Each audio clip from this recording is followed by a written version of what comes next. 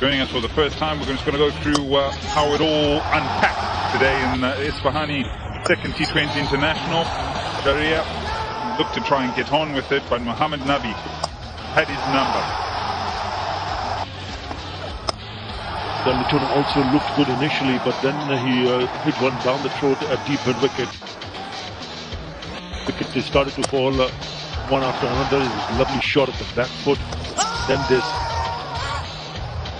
great piece of fielding. Direct hit, nowhere near the crease. Mohammad Naeem Sheikh and Shakib just wanted to get on, trying to play a forceful shot, getting in leading edge. Mahmudullah and Mushfiqur Rahim tried their best to pick a few runs here.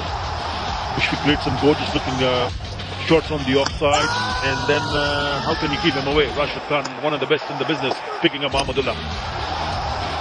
Yeah, Mushfiq, he fought long and hard, but was undone by a slower delivery. Have a look at this for a Yorker. This is how emphatic you can be with the ball.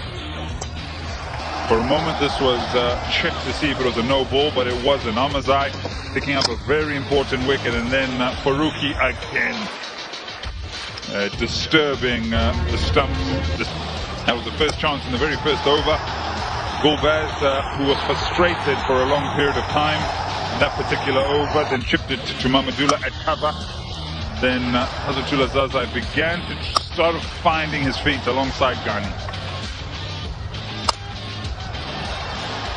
Strong man. When it's in the zone, he hardly misses out. He picked up 5 sixes in that innings of 59. Hazratullah Zazai.